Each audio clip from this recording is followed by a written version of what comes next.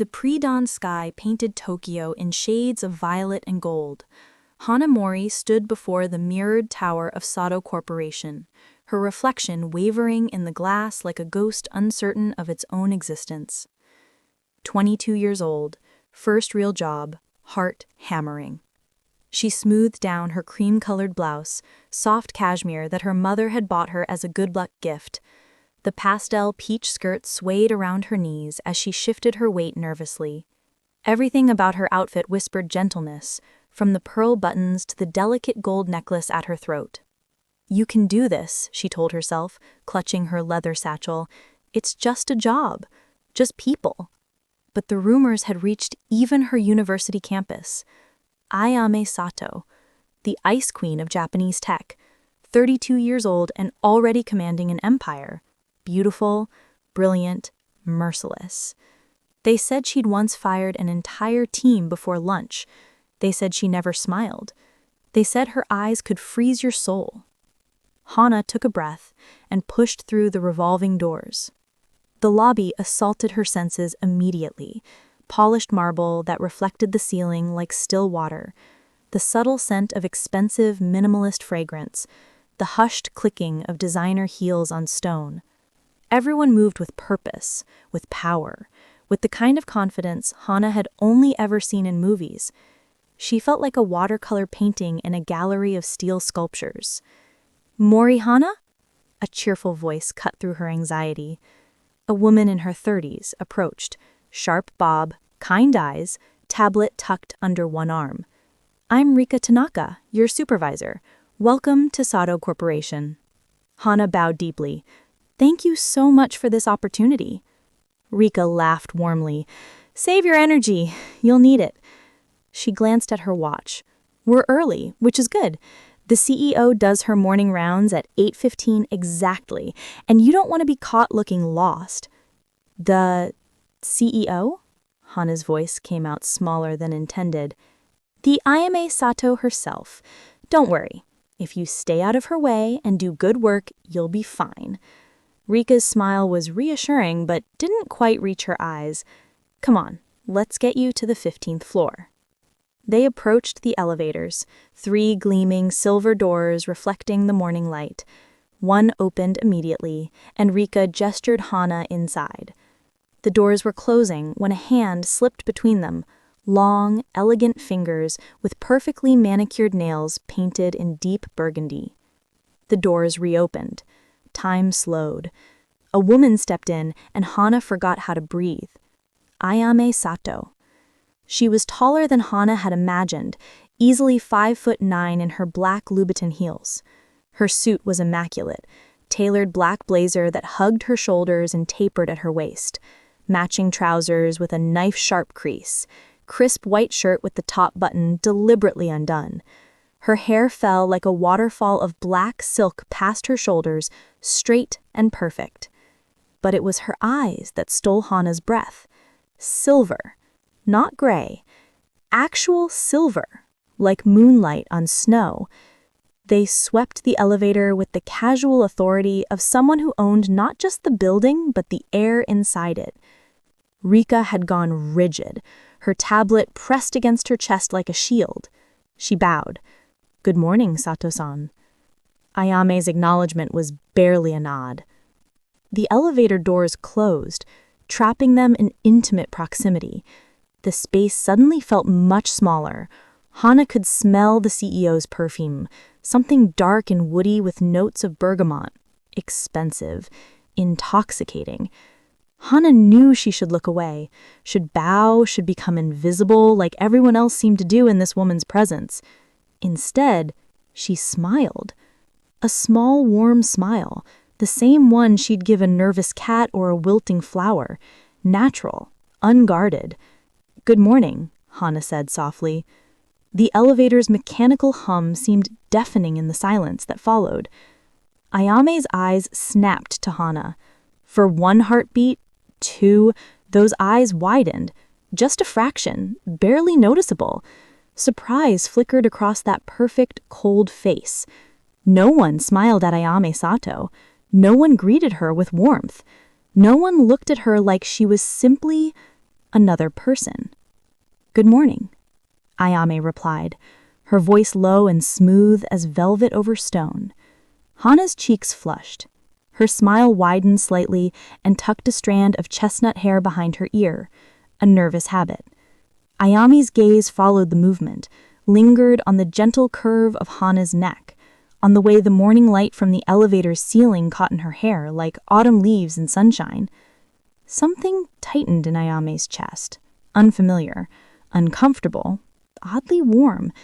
The elevator chimed, 10th floor. Ayame stepped out without another word, her heels clicking against marble with mechanical precision. But just before the doors closed, she glanced back. Their eyes met again. Hana's smile hadn't faded.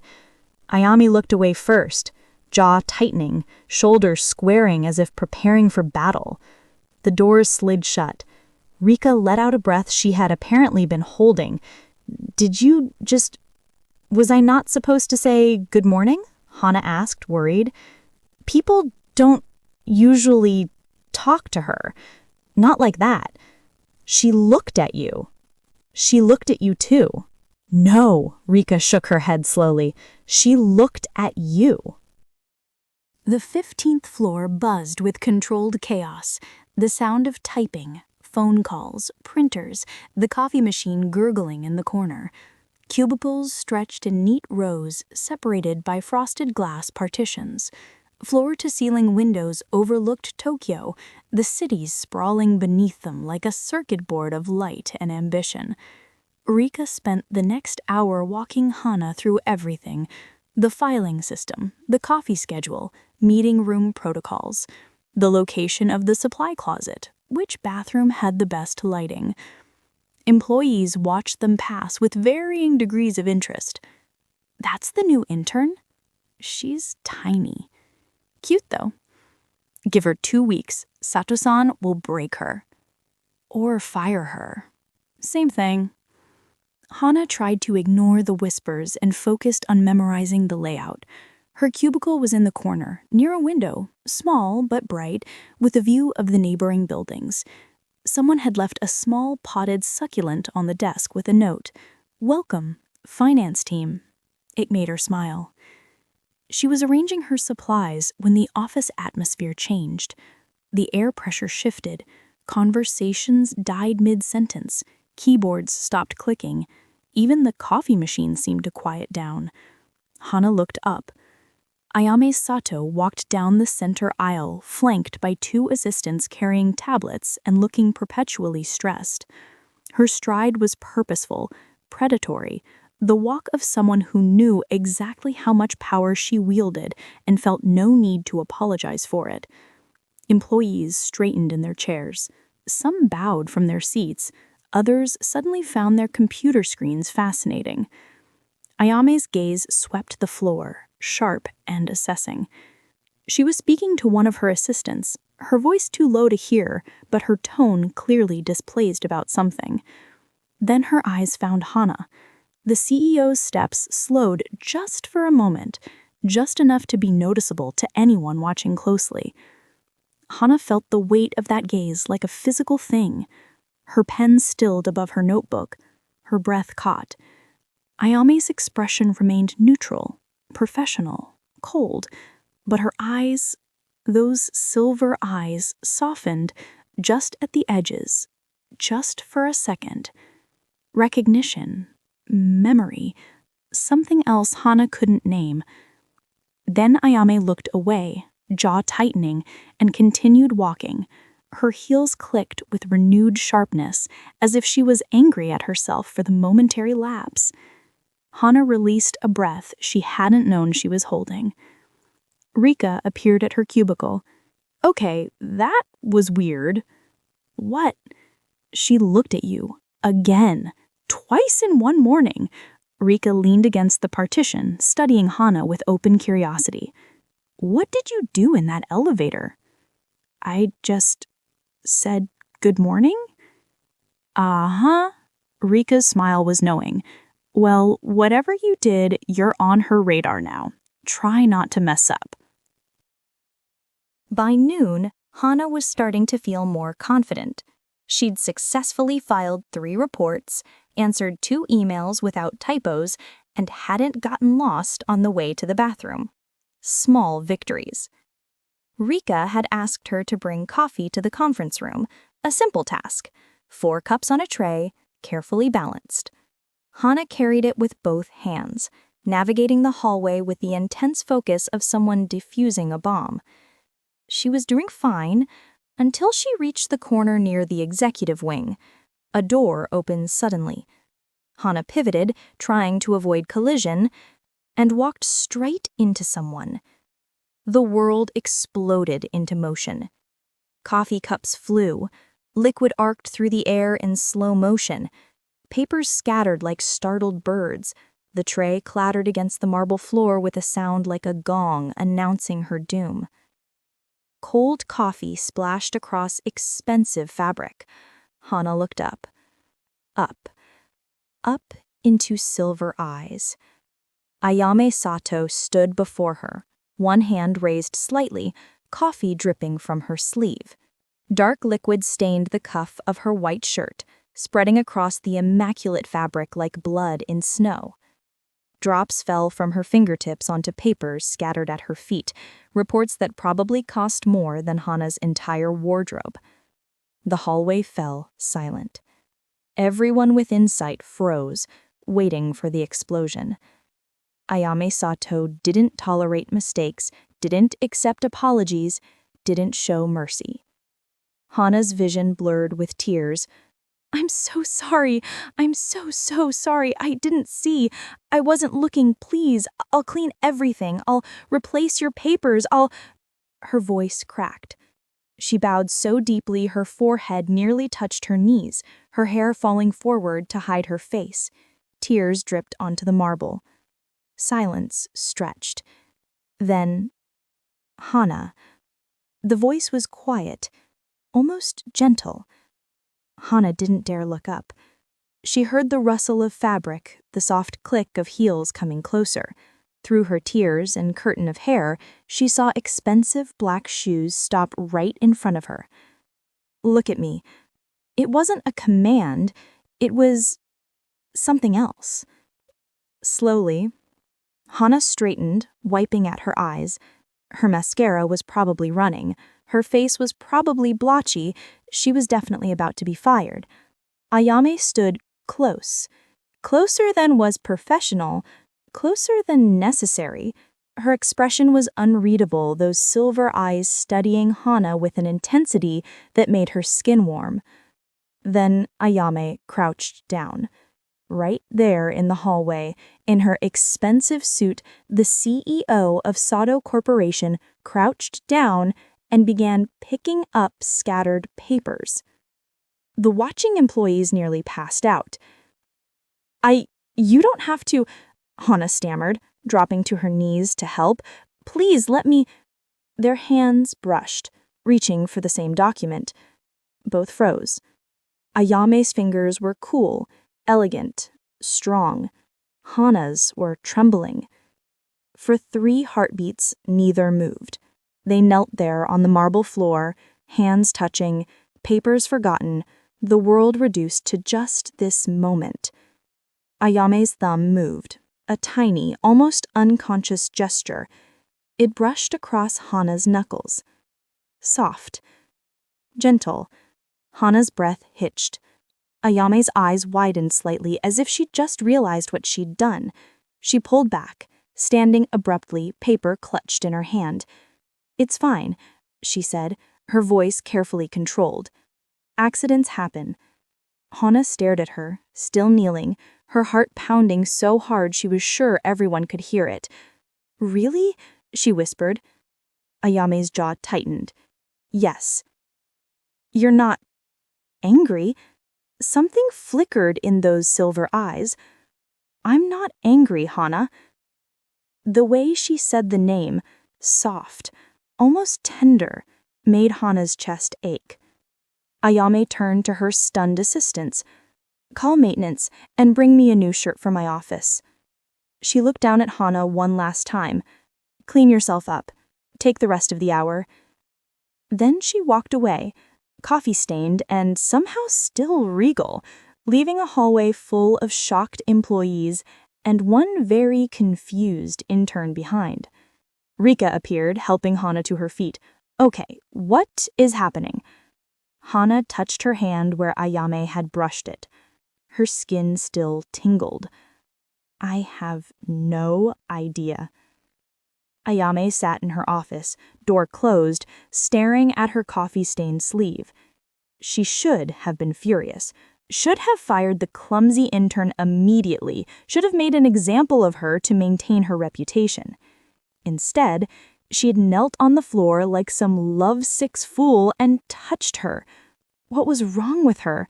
She pulled off the ruined shirt, tossing it aside, and reached for the fresh one her assistant had brought. As she buttoned it, she found herself at the window, looking down at the office floor below. There, in the corner cubicle, Hana sat at her desk, head bowed over paperwork, hair catching the afternoon light. She changed into a borrowed blouse, slightly too big, making her look even smaller. She was biting her lower lip in concentration, one hand absently twirling a pen. Adorable. Ayame's hands stilled on the window, fingers spread against the glass.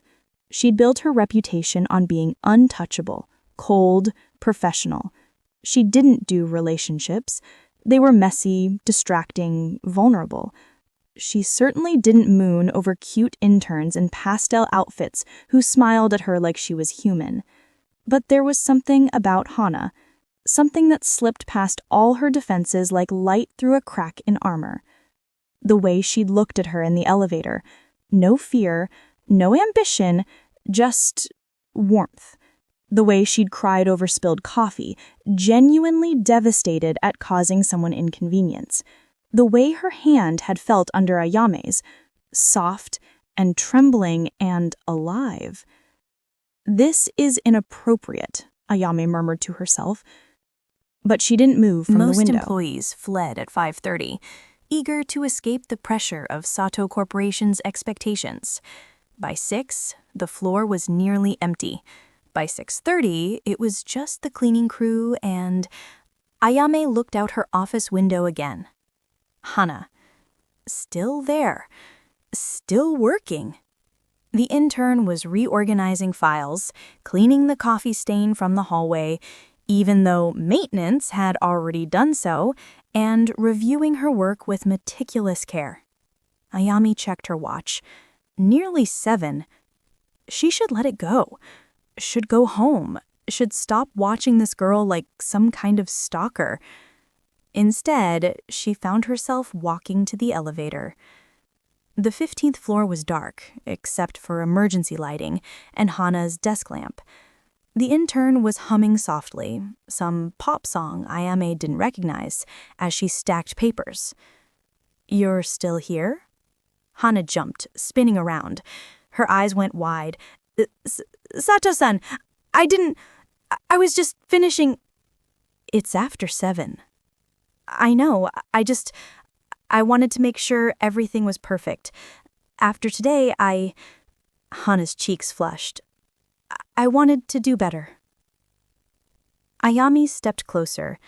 The dim lighting softened her features, made her look less intimidating, almost approachable.